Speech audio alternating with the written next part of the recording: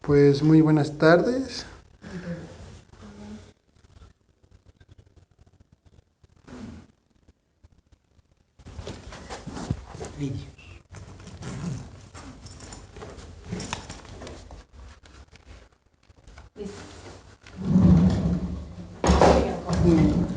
¿Cómo te digo? ¿Coral o...? Coral. ¿Ya inició? Pues ya, realmente ya está grabando. Pero vaya, como dicen... ¿No recuerdas que existe la postproducción, chavo? No, ni quedo. Mira, estamos quedando mal. Chicos, no me quedan. Cortaremos esa parte. Ok. Pues nos puede decir qué ejerce y cuál es su nivel de estudios o algo por el estilo. Si tiene doctorado. Soy psicóloga de formación, psicoterapeuta. Ok. Pues bueno, estamos ejerciendo nuestro tercer ACE y una de las preguntas que se nos surgió mientras estábamos leyendo de la depresión es ¿cuál cree que sean las principales causas que la depresión sea una enfermedad creciente en estos últimos años?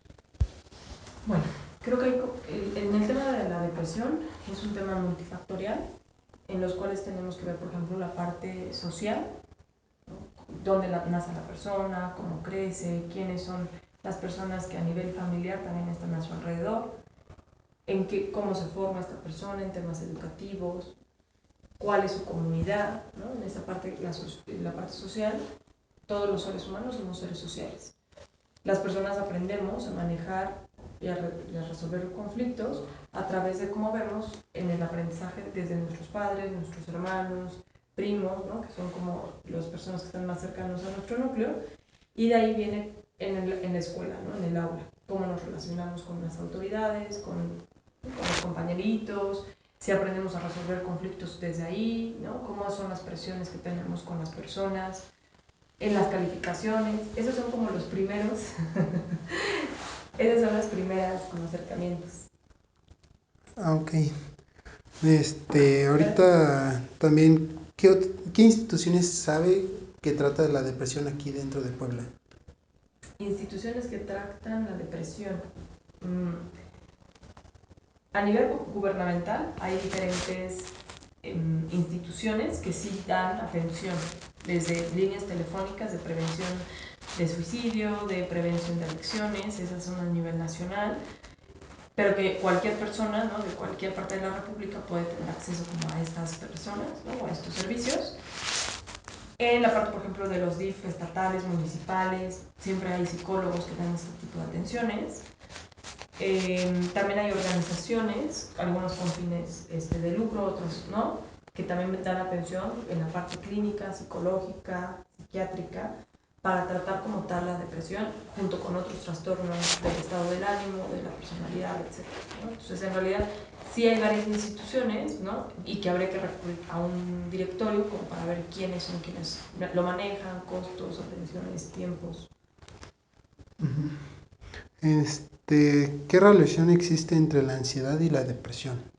De hecho, la comorbilidad es alta. Quiere decir que una persona que tiene ansiedad por un periodo prolongado de tiempo, por lo regular tiende a caer en una depresión. ¿Por qué? Porque al final la ansiedad es un estado alterado de la conciencia donde todo el tiempo la persona está ansiosa, pensando, sobre todo va mucho a nivel de pensamiento, ¿no? en el futuro, ¿no? Preocupándose por lo que viene más adelante, más allá de ver por sí mismo, ¿no? Cuáles son las maneras de solucionar todos esos conflictos que se le están presentando, y entonces en lo que deriva justamente en esta irritabilidad cerebral es que pueda caer en la depresión, ¿no? Entonces, en ese sentido, la persona que ya está en depresión le cuesta mucho más trabajo salir de esa depresión que si desde la ansiedad hubiera tenido a lo mejor estrategias de afrontamiento, relajación, resolución de conflictos, ¿no? Es decir, tratar la depresión en el momento lleva más tiempo, por así decirlo, que si tratáramos la ansiedad desde un inicio en cuanto se empieza a botar. O sea, que es como un inicio, la ansiedad, Sí. y ya es algo más, digamos, crítico o más elevado, la ansiedad, ya en la depresión. Exactamente. Mm. Ahí es donde se relaciona. Que también se puede presentar la depresión sin forzosamente haber habido como un patrón prolongado de ansiedad. O sea, dentro de las instituciones pueden generar esta ansiedad, pero no generar la depresión o algo así, más o menos. ¿Qué instituciones? En las escuelas, por así decirlo, manejando el nivel universitario. ¿Me puedes repetir la pregunta? O sea, dentro de la ansiedad puede generar solamente ansiedad, pero no depresión. Exactamente. No forzosamente tiene que derivar en depresión. Esa es una de las salidas que tiene la ansiedad. ¿Qué otras salidas tiene la ansiedad? Trastornos de la conducta alimentaria, ¿no? Es decir, si no puedo regularme, a lo mejor en un tema de ansiedad, a lo mejor una de las cosas que trato de controlar, por ejemplo, es mi ingesta de comida, ya sea al dejar de comer o al comer en exceso, o comer muchos carbohidratos, o sea, en ese sentido, ¿no? Entonces sí puede ser que la ansiedad la trate de calmar con ese tipo de cosas, o incluso la ansiedad puede terminar, ¿no? Una manera de regularla, no sana, es con el tema de autolesiones. O sea, la ansiedad realmente tiene como varias salidas, varias vertientes. De hecho, la siguiente es, ¿qué posibles relaciones existen entre la depresión y la alimentación? Alta. La depresión normalmente cuando una persona está deprimida puede también tender a estas dos vías, ¿no? Puede ser a comer mucho y entonces el problema es que la persona empieza a llenar como estos vacíos, pueden ser existenciales, pueden ser vacíos, ¿no? Como muchas cosas, y entonces los lleno con comida, o bien me da una anorexia, y esa es la anorexia que da en la depresión es real, o sea, la persona no tiene hambre, ¿no? Y por más que la gente trata de obligarles a comer, tienen hasta como un nudo en la garganta de que no pueden comer, ¿no? No es una condición de, pues quiero dejar de comer, no es que quieren dejar de comer, es que en realidad no les da apetito. ¿Pero eso es una cuestión neurológica o...? Al final es cerebral, o sea, la depresión directamente está en el cerebro, ¿no? Entonces, en ese sentido, lo que se tiene que hacer en algunos casos, cuando ya hay un tema de anorexia, ¿no? Precisamente porque no están pudiendo comer, porque no pueden ni levantarse, ni bañarse, ni hacer su vida cotidiana, ¿no? Estamos hablando ya de un estado depresivo mayor. Entonces lo que hay que dar es un fármaco. ¿Por qué? Porque directamente necesitamos incidir en el cerebro y necesitamos que incluso le dé hambre a la persona. Con hambre va a comer y va a tener energía para su día a día. Sin ingesta de alimentos tampoco hay realmente energía de dónde obtenerse, ¿no?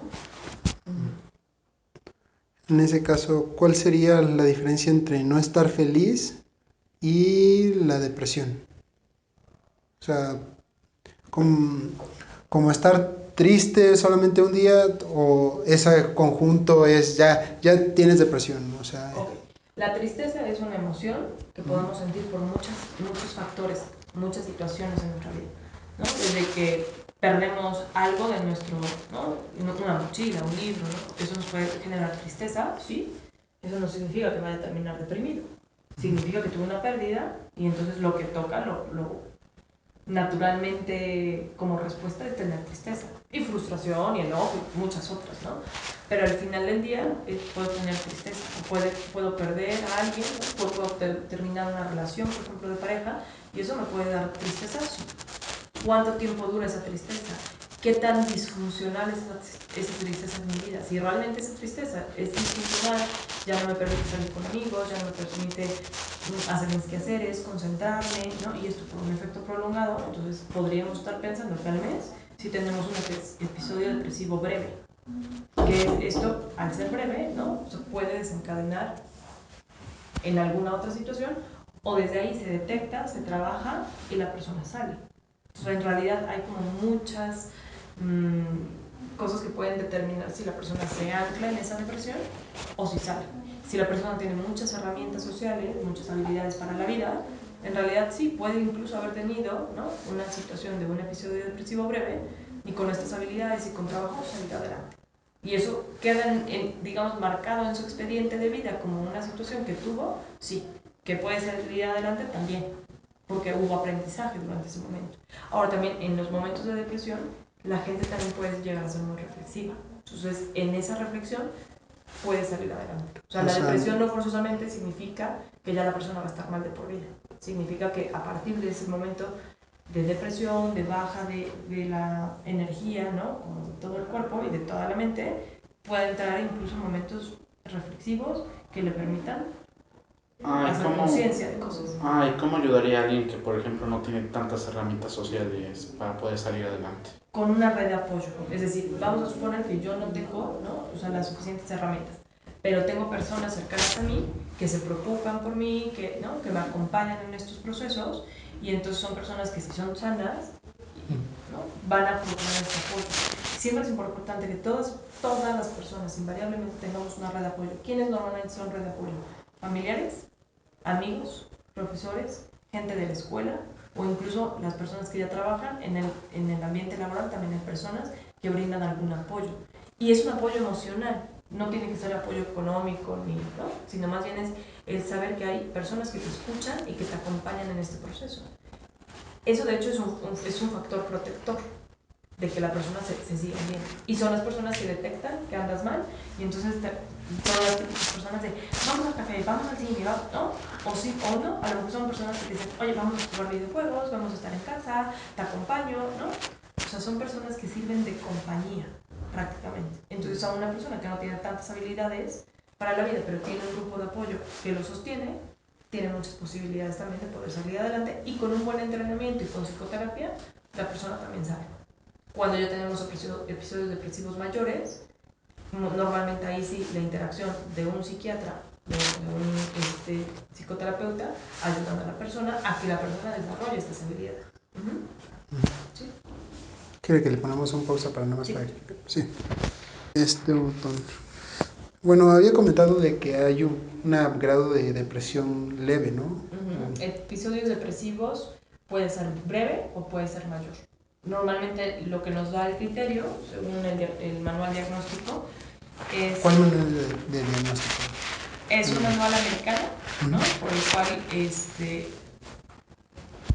nos va diciendo de todos los trastornos de personalidad, trastornos del estado de ánimo, trastornos del aprendizaje, trastornos de la infancia. En realidad es un manual que comprende muchas enfermedades, ¿no? Mentales, y entre ellas uno de los criterios precisamente es, para poder distinguir entre una y otra, es la duración. Una persona que lleva más de un mes, ¿no? Con una tristeza profunda, disfuncionalidad en su trabajo, en las áreas sociales, ¿no? En la parte académica, entonces ahí podríamos sospechar y habría que revisar los demás criterios para ver si la persona tiene un episodio depresivo breve, después de un mes. Vamos a suponer que esto se va prolongando, ¿no? Ya llevamos 3, 4, 6 meses. A partir del sexo ya podemos pensar de un episodio depresivo mayor. ¿Y ya de ahí ya no hay otro cuadro más? ¿O?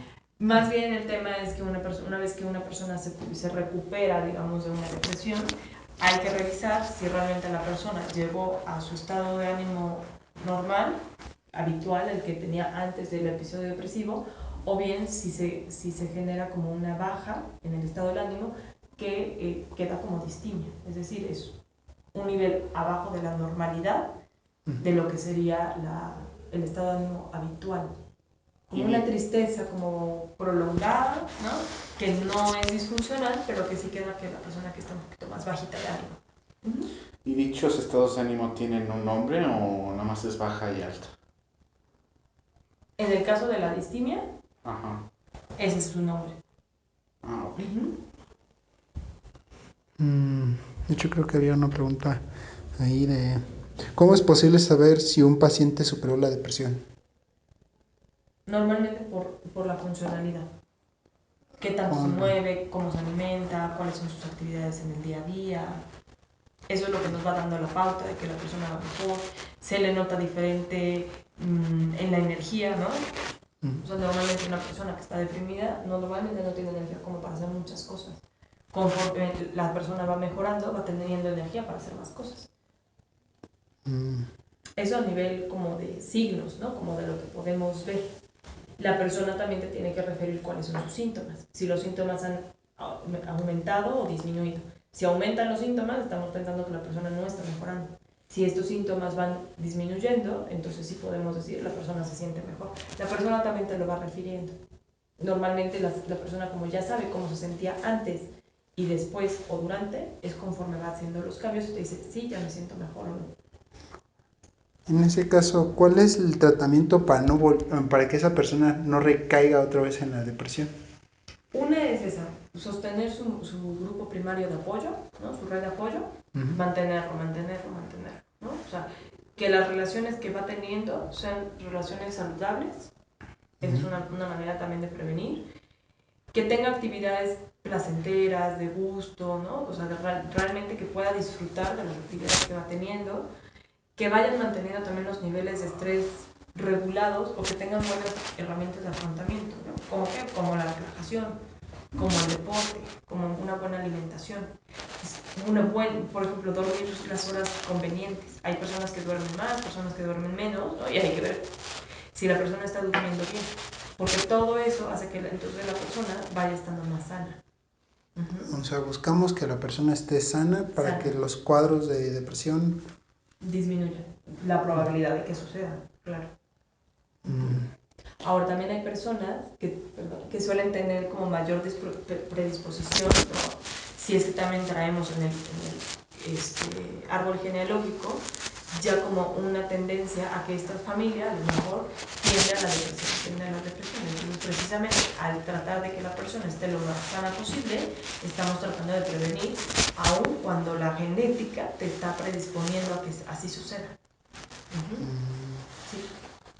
¿Y como qué pasa si una persona le estresa la actividad recomendada? Entonces se buscan otras alternativas. Por ejemplo, ¿cómo qué actividad podría causar estrés? Por ejemplo... El hace 3. Ahorita no. No sé, pero vaya, un proyecto que por tengamos ejemplo, de... a algunas personas les estresa hacer ejercicio, por ejemplo, o hacer yoga o relajarse en ese estilo. Entonces se buscan otras alternativas. Buscamos qué es lo que a la persona, por ejemplo, sí la relaja. Hay personas que se relajan, por ejemplo, durmiendo, descansando, yendo, por ejemplo, a un bosque, yendo a un lago. Es decir, esas pueden ser actividades o no. O sea, el tema es conocer mucho a la persona, ¿no? Saber cuáles son sus canales, de qué es lo que le gusta más. A lo mejor a esa persona le gusta cocinar. Entonces vamos a procurar que esa persona cocine, ¿no? ¿Y qué va a hacer a lo mejor después con esa comida? La puede compartir con personas, ¿no? Significativas. O con personas incluso que no conoce. Entonces le regala, vamos a poner, un rico panqué. Entonces también ahí hay esta parte donde yo cocino algo que sé que a alguien más le puede gustar. Y entonces esa es una actividad que lo relaja. Porque hay personas que son así, no precisamente el canal tiene que ser la respiración. Muchas veces, por ejemplo, me he encontrado personas, como tú mencionas, que ni respirar, ni yoga, ni, ¿no? O sea, al contrario, eso les da mucha ansiedad, porque entonces como que los estresa. Y entonces, por ejemplo, hemos explorado el dibujo, ¿no? De mandalas. Y entonces en ese sí, porque entonces se concentran en una sola actividad y se relajan. Entonces es ir buscando que a cada persona es como un menú a la medida. No le puedo dar algo que no le gusta, porque entonces no va a tener el efecto deseado. Busco cuál es su canal por el cual se relaja. Muchas veces a través de los gustos que ya tiene. No es a veces inventarse cosas que no están dentro del panorama. O sea, para generar este menú de, bueno, tienes esto, tenemos que conocerte, qué actividades haces, qué te gusta, Sí. o sea, todo eso por medio del tratamiento. Bueno, ¿qué le gustaba antes de estar deprimido? Sí. Porque Que ahorita pues, te va a disfrutaba. decir, pues, no me gusta Normalmente nada. no me gusta nada, no disfruto nada, es correcto. Sí. Es buena la precisión. Bueno, y aparte de eso, ¿cómo combatir si es genético? Porque eso como que sería un poco más difícil, porque sí ya lo tienes predispuesto. Precisamente es con mantener conductas saludables. ¿Cuáles son? A ver, las de cajón, dormir 8 horas. Chale, eso no hacemos en la universidad. Ni en la universidad, ni en la vida profesional, ni en muchos momentos. Pero ¿qué sucede en el sueño? En el sueño precisamente es el mantenimiento que le da a nuestro cerebro, es el momento donde se apaga y entonces se empieza a dar mantenimiento. Cuando nosotros nos brinca, ¿y en qué horario tenemos que estar? A las 11 de la noche por mucho tenemos que estar durmiendo, ¿no? ¿Por qué? Porque todo nuestro proceso, le vamos dando un tiempo a nuestro cerebro de que haga como toda su retroalimentación, todas las sinapsis neuronales, ¿no? O sea, cómo realmente mi cerebro va a descansar si lo pongo a dormir a las 3, 4 de la mañana, ¿no? O sea, aunque duermas las... Brincando su mantenimiento. Aunque dormamos las 8 horas, me duermo a las 3 de la mañana, no está... Ya te brincaste tu horario de mantenimiento, ¿no? ¿Cuál es y el horario? al final, precisamente entre las 2 y las 3 de la De mañana. 11 para que descanses a las 7. Sí, exactamente. Y ahí ya tengas tu día. O sea, Tengas el día, desayunes, ¿no? Ahí realmente, ¿qué es lo que necesita tu cuerpo? Energía. ¿De dónde la va a obtener? De los alimentos. ¿De cuáles? De los saludables, ¿no? Y los saludables muchas veces también tenemos que ver que sean los que a la persona le gusten. Y que no estén saturados, por ejemplo, ni en grasas, ni en carbohidratos, ¿no? O sea, como...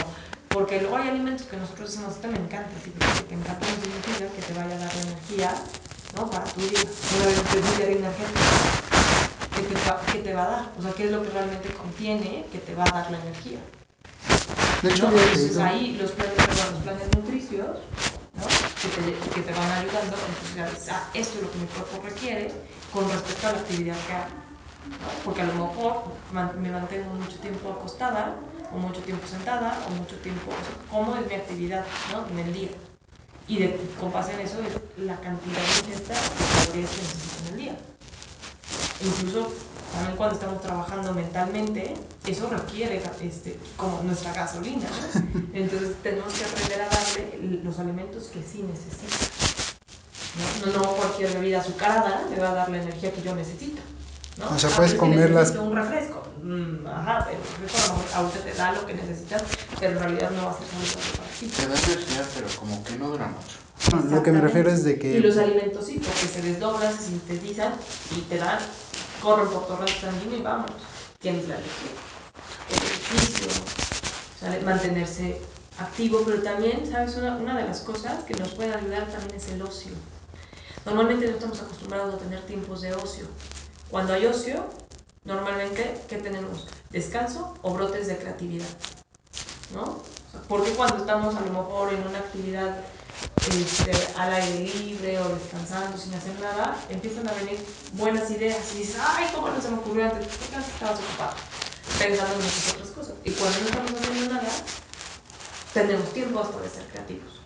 Entonces todo eso va previniendo que aún con la genética que podamos tener, le vamos dando a nuestro cerebro y a nuestro cuerpo y a nuestra mente y a nuestras emociones cabida a todo lo sano.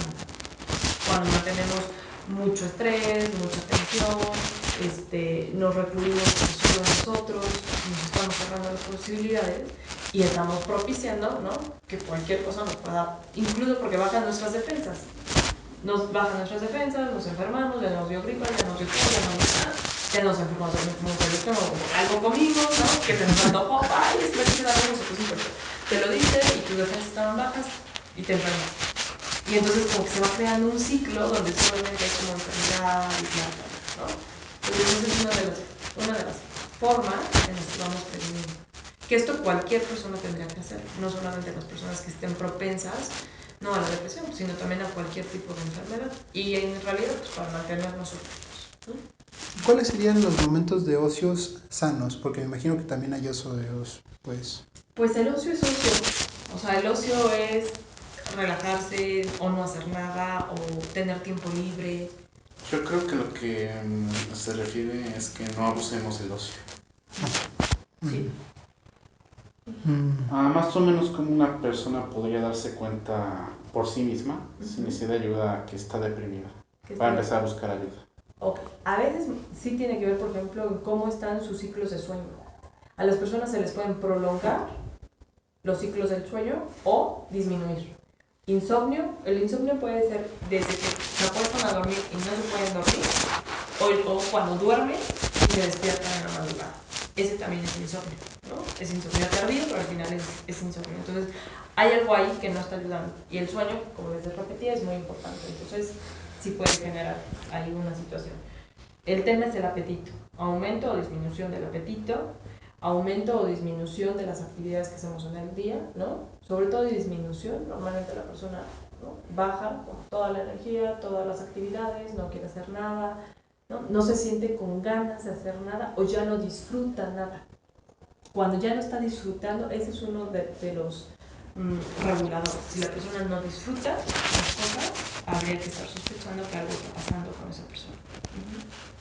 Una persona puede ser, digamos, dependiente de la terapia, o sea, al igual que el dependiente de los mismos medicamentos puede ser, es que necesito mi terapia, o sea, tener ese cuadro. Normalmente a lo que es dependiente es a la relación que tiene con el terapeuta.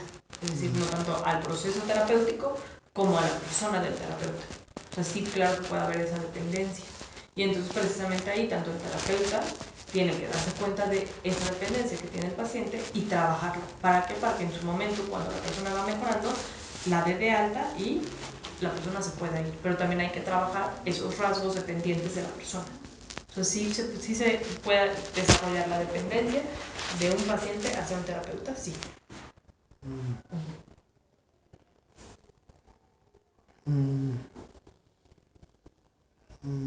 Como por ejemplo, algunos tratamientos alternos, aparte de ir al psicólogo y esas cosas, ¿conoce? A ver, dentro de la psicoterapia hay de hecho varios enfoques para tratar la depresión. El cognitivo-conductual es sabido, ¿no? Que es bastante práctico, que funciona con la gente, que va cambiando cogniciones, actitudes, ¿no? Que los va comprometiendo. Y además de esas, bueno, sí hay terapias alternativas, como puede ser flores de Bach, ¿no? Que estamos hablando ya como de otro tipo de terapias.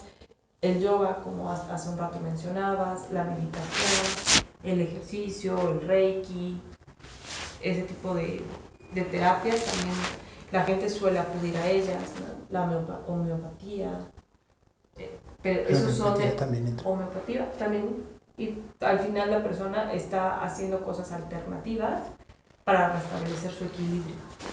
Y eso también tiene que ver mucho con la convicción de las personas, ¿no? De dónde pone la creencia. Si la persona cree que eso le va a funcionar, le funciona, ¿no? Y en ese sentido no podemos como decir que eso no funciona. O sea, a la persona le está funcionando y ese es uno de los medios que utiliza, porque al final siempre hay este tipo de relación terapéutica incluso o sea, con quien te facilita este tipo de cosas, ¿no? Con el yogi o demás, las personas se sienten de X manera que hace que las personas mejoren en algunos casos. ¿Y cómo ayudar a esos que sí tienen depresión o una enfermedad, pero son muy cerrados en ciertas cosas? Prácticamente cualquier proceso, incluso hasta el de ir al doctor, es un proceso de voluntad. Así requerimos de que la persona quiera hacerlo, que acepte esa ayuda. Si la persona está cerrada y negada a algún tratamiento, alguna ayuda, no hay mucho de dónde moverlo, porque finalmente también trabajamos con la libertad y la voluntad de la persona, de cualquiera. Entonces ahí lo que más puede hacer una persona que está cerca de alguien que tiene depresión es acompañarlo. En ocasiones ni siquiera lo pueden forzar, no cuando son mayores, más bien no solamente. O sea, también hay una limitación tanto para la red de apoyo como para los terapeutas, que si la persona no quiere, no se puede hacer más. ¿Sí responde eso? Sí. ¿Es posible tratar la depresión en espacios cortos? Me extiendo un poco más porque es parte de nuestra, por así decirlo, tesis de, bueno, la gente está en espacios de 5 o 10 minutos en espera con el teléfono. En vez de proporcionar, digamos, estar en la red social o algo así, tener ese espacio, bueno, voy a checar lo que me dice esta aplicación, digamos, 5 minutos que puedes dar o brindar a la persona de, bueno, manéjate así o sea, no lo sé. O sea, ¿se puede tratar en esos espacios cortos? En esos espacios, más bien es que estaremos pensando que la persona está aprendiendo algo desde lo que le estás dando y eso lo tendría que estar poniendo en práctica en diferentes momentos del día. Entonces, más bien sería la práctica y el entrenamiento de eso que la aplicación le está recomendando. ¿Esa es la pregunta? O sea, la aplicación estaría recomendando cosas y la persona tendría que ir ejercitando durante diferentes momentos. Habría que realmente hacer un análisis de si eso funciona o no. O sea, puede hacerse con un experimento o se podría hacer con una población, ¿no? Muestra, y entonces ir revisando con un grupo control que no lo tuvo, unas personas que lo hayan tenido. habría que hacer investigación propiamente, ¿no? De cómo está funcionando, porque creo que eso sería como una parte piloto, de saber si funciona o no, solamente sería con evidencia.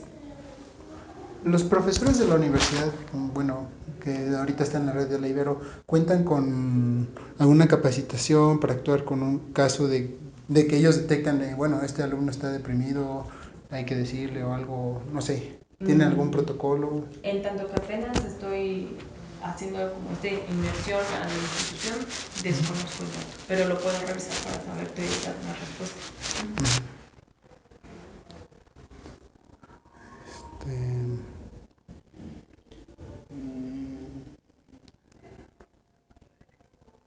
Bueno, en caso de que el paciente sienta como muchísima ansiedad o bastante problema de depresión, estando fuera con el psicólogo, como ¿qué le recomienda?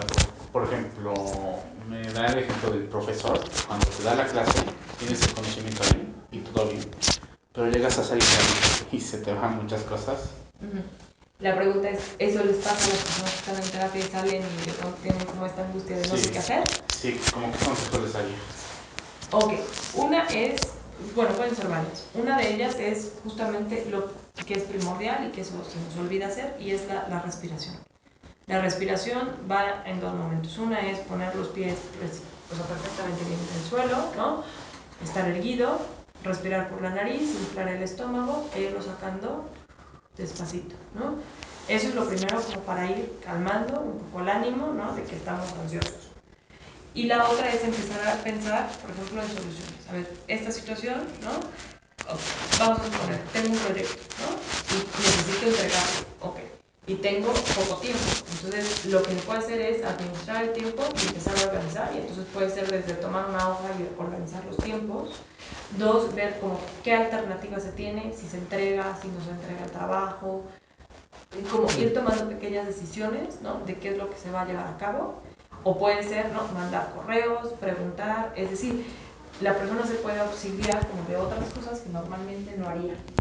Como preguntarse, ¿qué no he hecho para poder resolver esta situación? Y entonces empezar también a pedir como esos apoyos, ¿no? Es decir, no entendí bien una instrucción, una tarea, se pide el apoyo, ¿no? Es decir, no solamente como caer en el pánico de ya no sé qué hacer, sino primero es respirar, como para darle oxígeno a nuestro cerebro y que pueda pensar. Dos, para darnos un poco el tiempo precisamente de poder decidir qué es lo que vamos a hacer. Tres, puede ser desde, si o sea, hay demasiada energía y no sé hacia dónde va y estoy pensando mucho, salir, ¿no? A lo mejor a correr, a hacer alguna actividad que me guste. Pero si no tengo tiempo, entonces decimos que se pueden tomar como 1 minuto de recreo o 5 minutos de recreo, ¿no? Y esto es en casa o en el espacio donde estés, darte un espacio para ti. ¿Cómo estoy? ¿Qué está pasando? ¿No? Eso también tiene que ver con principios de realidad, ¿no? ¿Cómo está mi cuerpo? ¿No? Por ejemplo, si en este momento les digo cómo están sus pies, cómo están sus manos, cómo está, ¿no? Su cuerpo, cuál es la temperatura que tienen, dónde están, en qué día estamos, a qué hora estamos, ¿no? Eso primero calma porque nos da un sentido de saber exactamente en dónde estamos parados, cómo estamos nosotros, y de ahí empezar a tomar decisiones, ¿no? Y son como pequeñas formas en las que se va haciendo, que esto en terapia también se va entrenando con las personas en el día a día. No, nada más es como, ya hoy por generación espontánea lo logré, ¿no? Sino en realidad Sí, vas sí, sí. haciendo No, sí, entrenamientos. requiere constancia y Exacto, mucha constancia, mucha práctica. Entonces, ¿qué tan eficientes pueden llegar a ser los estudiantes que tienen de las 8 horas hasta 10 horas de estar en la universidad? O sea, ¿qué pueden hacer en esos espacios? Pero eficiencia en qué sentido? Del estudio, pues. Depende de las personas. Hay personas que están muy acostumbradas, ¿no? Por ejemplo, a estar periodos prolongados prestando atención, ¿no? A clases, materias, trabajos, entregas, movimiento, que en realidad las clases en esta institución, ¿no? Están planificadas para que las personas tengan como estos espacios, ¿no? De poder aprender, de salir, ¿no? De convivir, ¿no? Entonces, en ese sentido, o sea, sí pueden llegar a ser muy eficientes.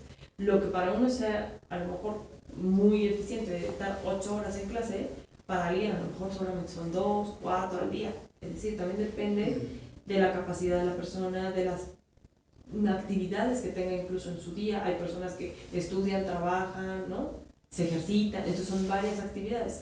Esa persona puede ser que pueda tener 8 horas de estudio, más 2 de trabajo, más espacio de esparcimiento. Sí, puede ser, pero eso creo que tiene que ver más con cada una de las personas. No en la generalidad, sino en la particularidad. Cada quien tiene como habilidades distintas. ¿Se puede capacidad medir? distinta. ¿Se puede medir?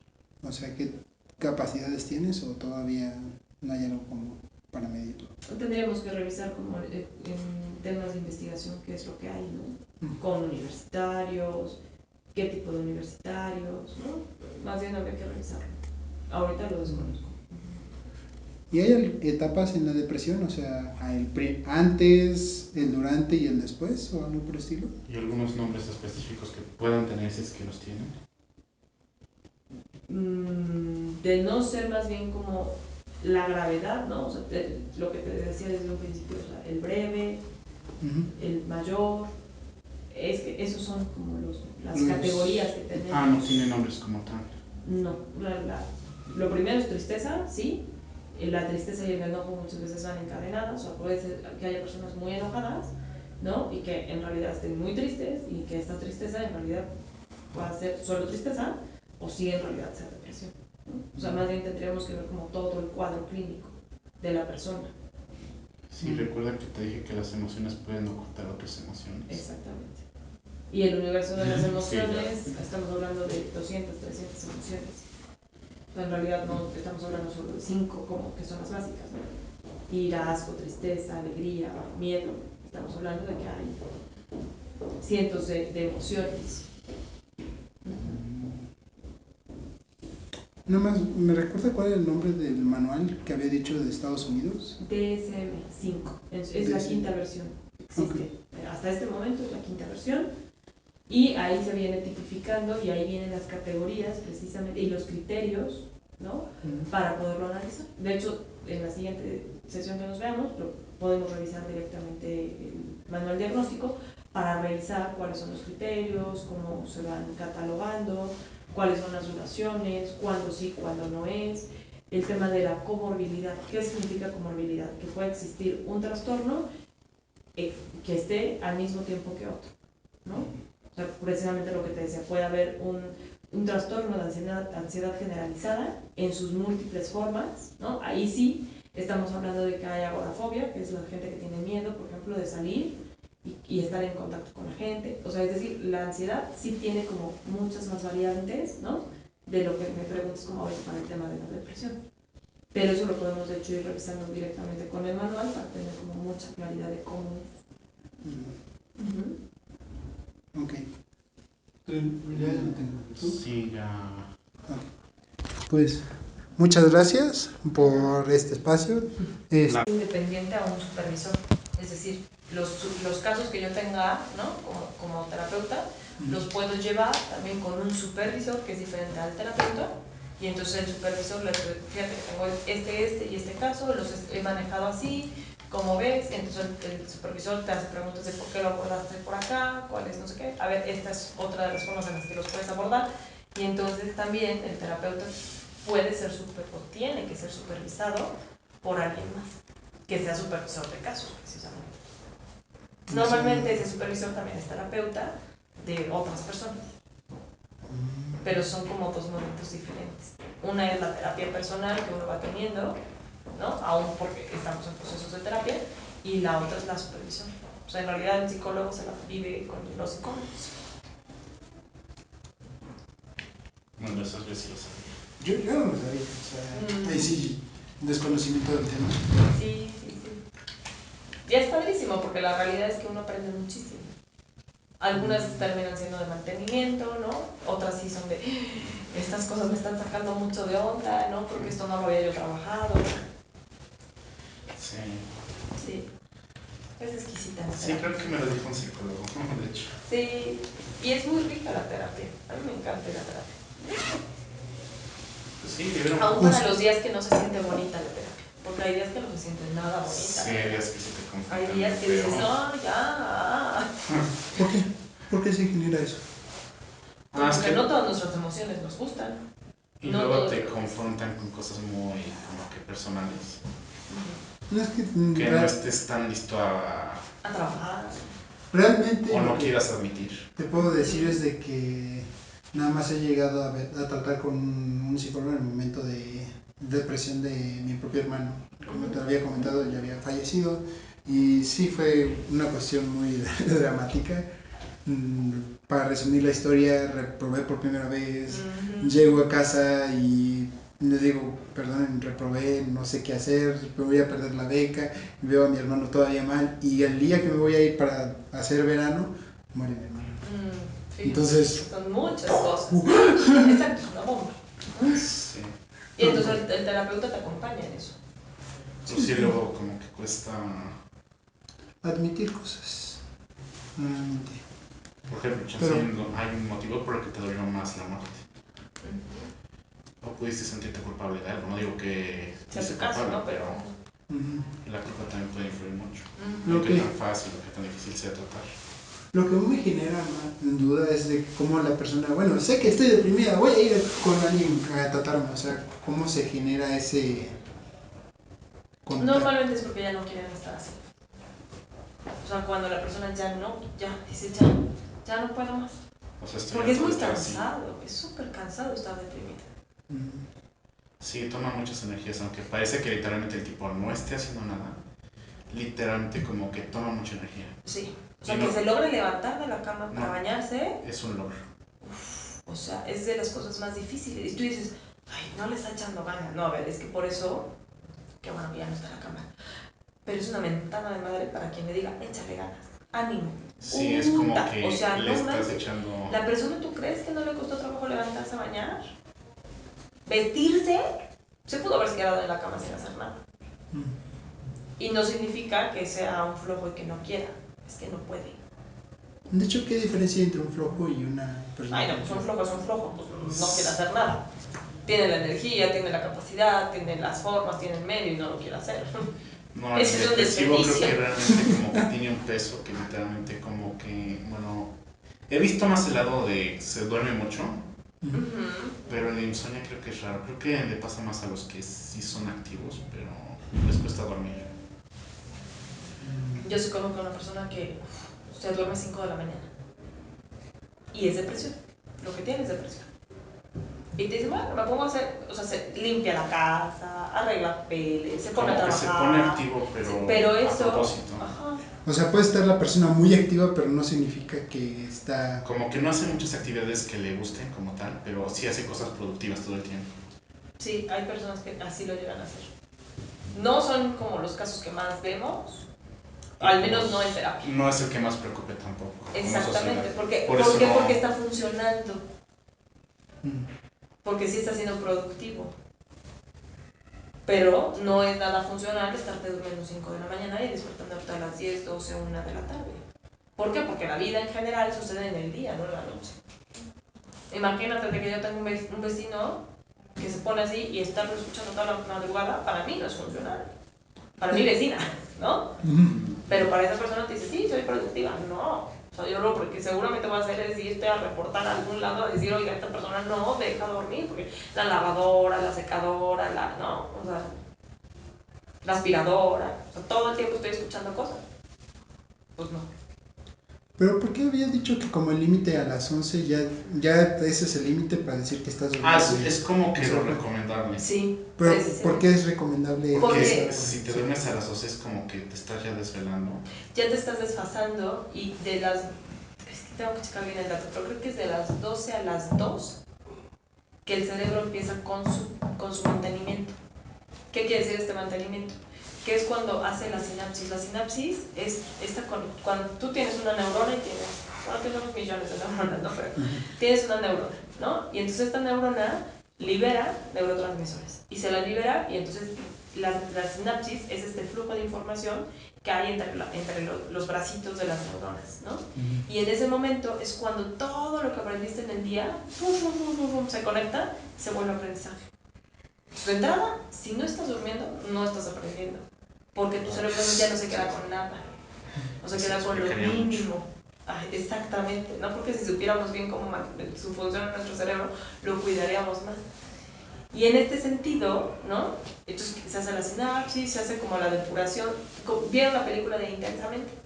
Sí, Es muy tierna, pero es real. O sea, eso es lo que sucede. Nuestro cerebro de pronto dice, ok, eliminar, fragmentar, fragmentar, ¿no?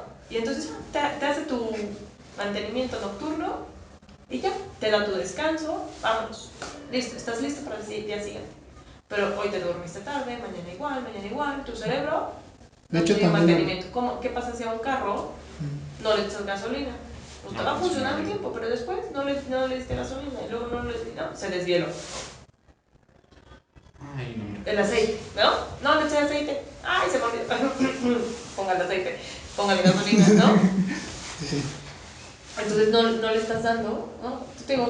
Tú dejas un carro sin darle su mantenimiento y se descompone. Punto, se acabó. De hecho, sí somos muy parecidos a los coches. Claro. Porque entre más viejos, más problemas causan. De hecho, también había checado entre toda la investigación de esta cuestión de mi coche, cada rato es algo. De los cambios químicos que hay en el cerebro, o sea, la razón de por qué generan más depresión en los jóvenes es porque también pasan. hay mucho cortisol. Hay mucho cortisol en nuestro cerebro porque estamos estresados todo el tiempo. Pero el estar estresado también tiene que ver con que no estamos sabiendo afrontar en la vida ese estrés. ¿Cómo vamos a afrontar en la vida ese estrés? Organizándonos. Muchas veces nada más es un tema de organizarse. Y organizarse no significa controlar la vida. Muchas veces vivimos preocupados por controlar la vida. Es que la vida no se controla, pues. O sea, la vida se vive y cuando soltamos el control, las cosas se acomodan. Porque si no, estoy duro y dale con que tienen que salir como yo quiero, como yo espero, y como no salen así, me frustro, me enojo, me estreso, y entonces todo el tiempo estamos estresados. Hay un estrés sano, positivo. Vamos a suponer, ¿no? Que a mí alguien me dice, necesito que a la 1 de la tarde me traigas un reporte, ¿no? Pues sí, perfecto, tengo algo que hacer. Oye, ¿cómo vas? Ya voy, ¿no? Y a lo mejor el que alguien esté, ¿no? Ese estresito, digamos, digo, pero ¿cómo? Es que apenas estoy terminando. Y lo hago de volar y ¡pum! ¡Ay! Lo logré hacer, o sea, me movió, ¿no? A que me sentí para el viernes. Bueno. No lo voy a hacer hoy, no lo voy a hacer. No, un día antes ya lo pude hacer, ¿no? Porque a lo mejor yo necesitaba de esa presión que existe porque eso es la que me mueve. Y hay gente que es así. Es que me recuerda a mis semestres así de, no sé que lo puedo hacer ahorita, pero lo haré mañana. Ahora, hay gente que necesita ese estrés porque necesita esa adrenalina. Pero qué rico sería, ¿no? Si estuviéramos más habituados a decir, lo hago hoy, lo mando, ya no tengo estrés. Y además de que ya no tengo estrés, tengo tiempo libre de calidad, tengo ocio de calidad, porque no estoy en mi tiempo de ocio pensando, tengo que hacerlo, pero qué flojera, pero tengo que hacerlo, pero qué flojera. Entonces imagínate que hay una parte que dice, tienes que hacerlo, y la otra, no, o sea. Los angelitos y los demonios. Sí, pero entonces ese ocio ni siquiera te supo igual. No, sí. Es que lo que te puedo decir es, por ejemplo, yo me considero una persona floja, pero yo digo, bueno, si soy muy flojo, lo voy a hacer bien a la primera. Lo tengo que hacer bien a la primera. Y ya, lo termino, ya, vámonos. Okay. Bueno, ser perfeccionista también me causa demasiado. Mucho. Sí, de hecho eso también... Porque es una parte del control. Cuando soltamos control, de verdad, es que hay tanto miedo de soltar el control. ¿Por qué se genera eso de no querer soltar el control? Normalmente es por nuestra crianza. Aprendimos a que si mantenemos el control, que todo está controlado, ¿no? ¿Y por qué? Porque es una fantasía de que entonces así las cosas van a salir como quiero. Es una fantasía, no es realidad. ¿Y se puede aprender a soltar el control? Ajá, aprender o desaprender.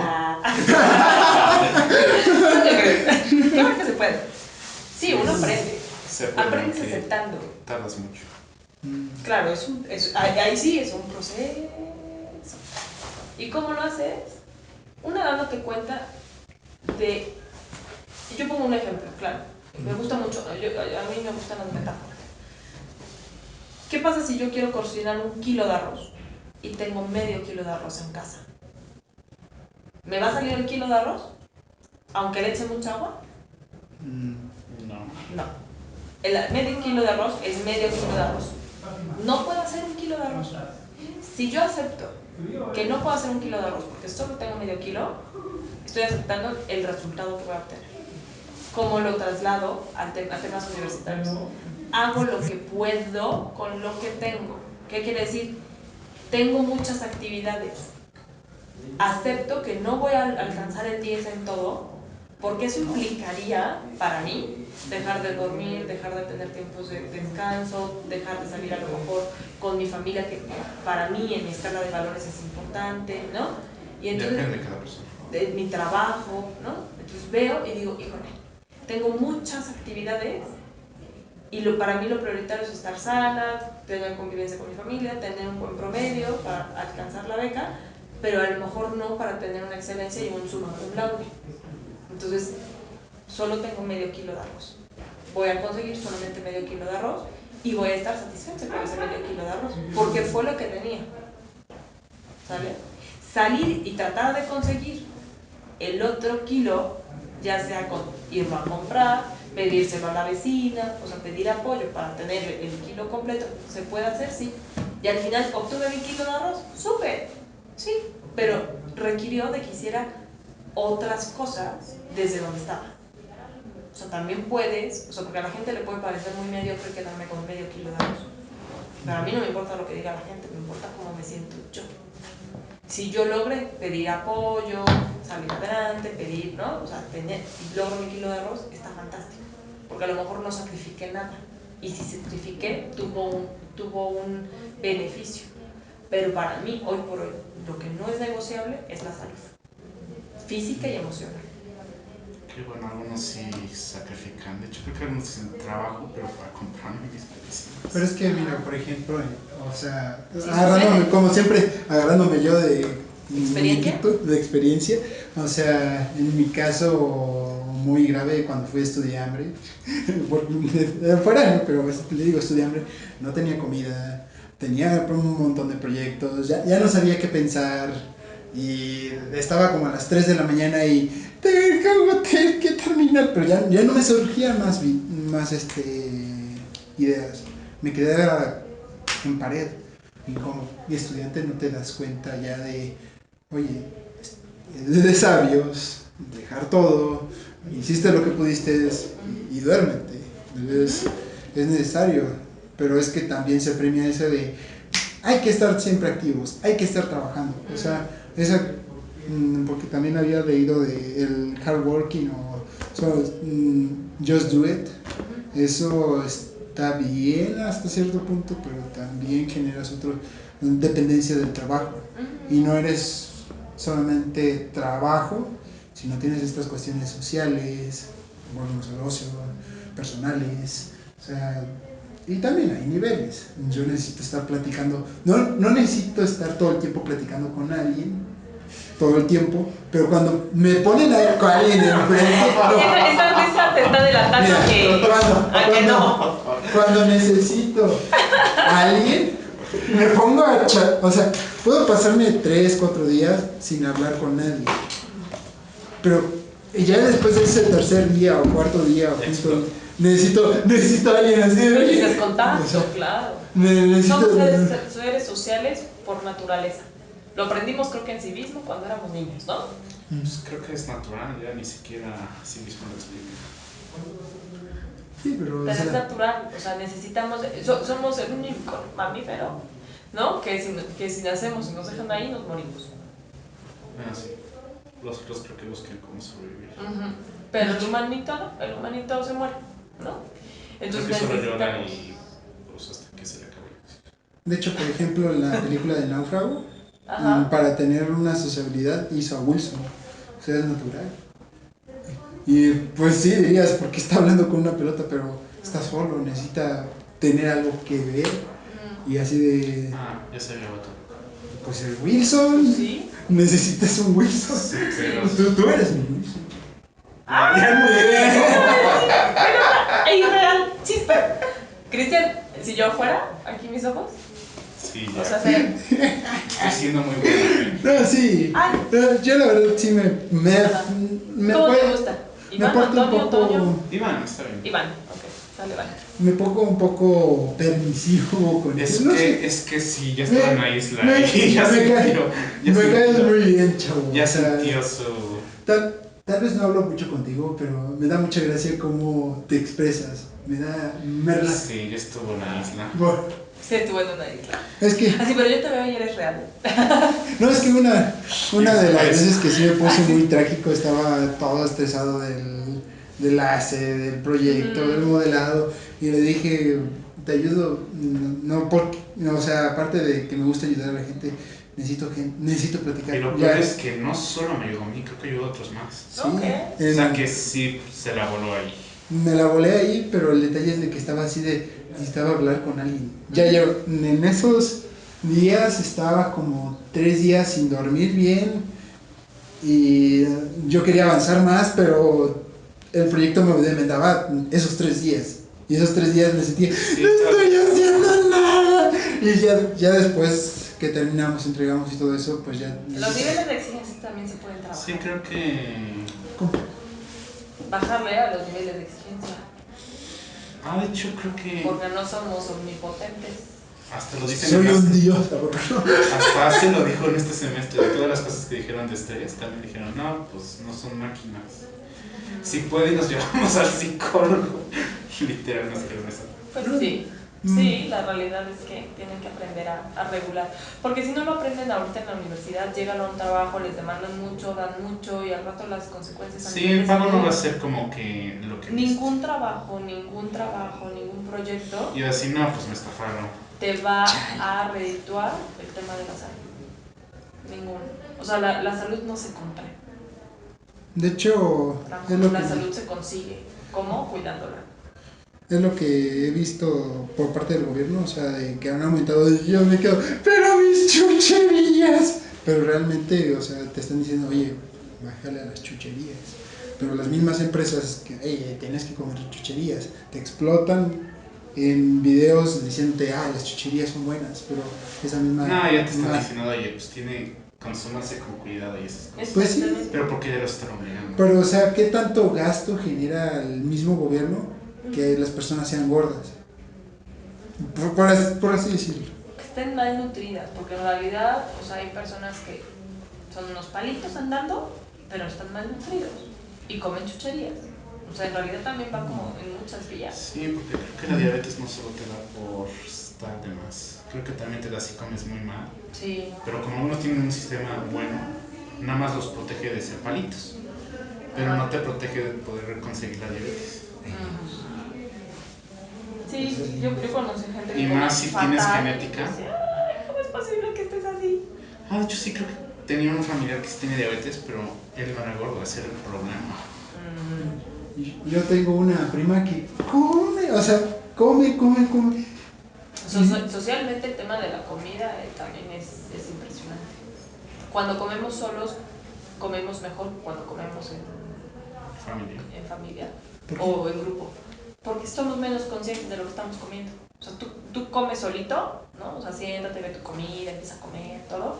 Huele. Comes como con más calma, comes más consciente. A que estás platicando y de pronto dices, yo sí me acabo. ¿Quieres más? Bueno, el plato ni te supo porque La estabas, bolita. ¿cómo se llama? Estabas distraído con una buena plática. Vaya, no estoy diciendo que sea mala la plática, me parece que es fantástica. Platiquen. Y que normalmente esos son los momentos que se tienen. Pero ¿qué sucede? Que no estoy siendo consciente de cuánto como. O sea, si yo voy al cine y me compro una así de palomitas, no ha llegado ni a un cuarto de la película y las palomitas se acabaron. Ah, no, ni siquiera empezó. De hecho, mi reto es así de, ni ha empezado la película, ya no hay paloma. Exactamente. ¿Por qué? Porque no estoy en conciencia. La conciencia es el elemento más importante que podemos tener para todo.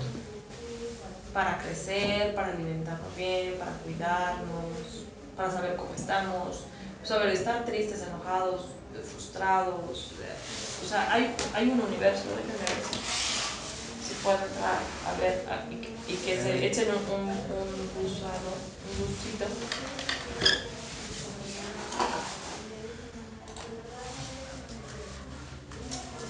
Ah, pues ya me voy, Cristian. Creo que ya va mi contraclase. No, sí, ya de hecho ya es hora, pero nada más entren aquí, Universo de las Emociones. Lo buscan así. Yo tomo foto. Sácalo. Y pásame el libro. ¿Sí? Yo ya tengo que arreglar las cosas. Sí, nada más que está como. Es que luego me enfocan. ¡Ah, no! Ah, pero no. Ahí viene, ahí viene.